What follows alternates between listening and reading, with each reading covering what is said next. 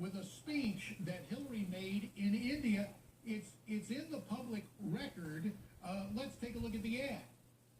Let me welcome Senator Hillary Rodham Clinton. I don't think you can effectively restrict outsourcing.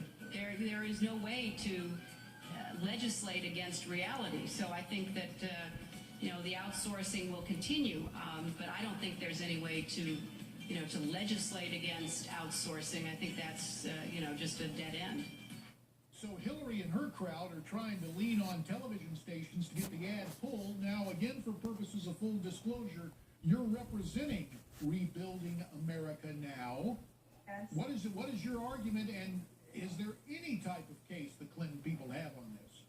Well, you'd be amazed at the three things they're saying as to why this ad should not be aired. First, that we say it was a closed-door session, and they point to the 2015 conclave. It's called the India Today Conclave, and those are supposedly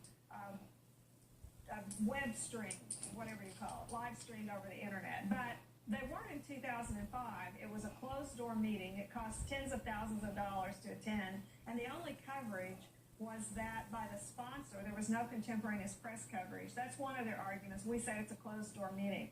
We then talk about, in this ad, about the millions of dollars that came from Indian sources as of 2008.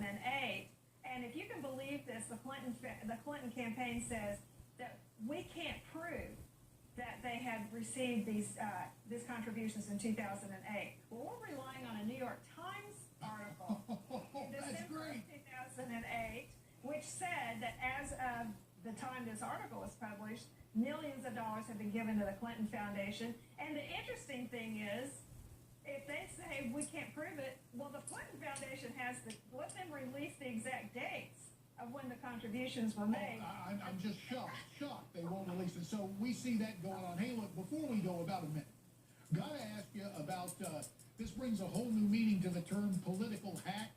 What's going on with WikiLeaks and the emails? And, of course, you got the Democrat National Committee. Today we're hearing the Democrat Congressional Campaign Committee, the DCCC, the guys used to come after me, are saying now they're a victim of hacking. The Democrats are claiming it's Russia.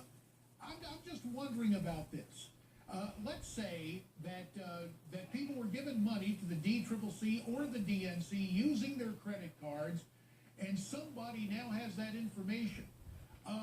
Could the DNC and the DCCC be liable for losing those numbers? 30 seconds.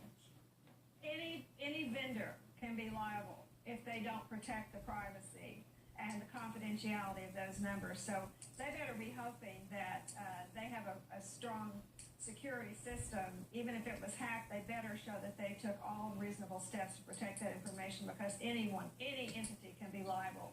And if it goes there, what about soliciting? We know now the DNC